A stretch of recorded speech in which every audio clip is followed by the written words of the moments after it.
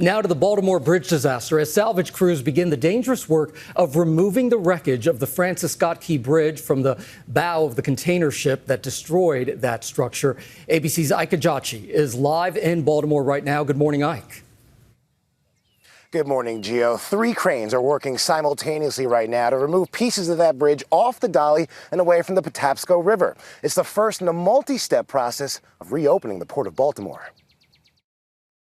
This morning, the recovery operation's underway. The first portions of the Francis Scott Key Bridge are being lifted out of the water. Maryland Governor Wes Moore says the hull of the cargo ship is damaged but intact, allowing crane operations to begin. Take a look. Highly trained demolition crews cutting the top portion of the north side of the collapsed bridge into smaller sections for safe removal by crane. Crews lifting those large pieces of mangled metal slowly and carefully out of the Patapsco River, marking the first stage of clearing access to the Port of Baltimore. This will eventually allow us to open up a temporary restricted channel that will help us to get more vessels in the water around the site of the collapse. The scale of the operation is massive. The riverbed lies 50 feet below the surface of the water.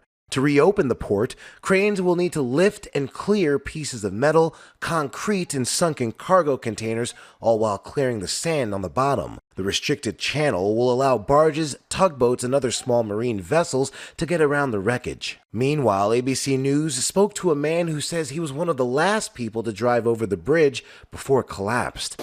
Larry DeSantis says he's been driving over the Key Bridge every day for 16 years. Early Tuesday morning, he says he crossed the bridge just a couple of minutes before the collapse. It was an eerie feeling because there was no vehicles at all. And normally that time of the morning, even that time of the morning, because it's right there at Amazon, you'll see 20, 30 tractor trailers coming and going. And you saw nothing on them? Nothing. Now, right now, there's no timetable from when this portion of the removal process will be finished. Meanwhile, NTSB investigators say their report on the hazardous material found in over 50 containers will be released within weeks. Gia? All right, Ike, thank you so much.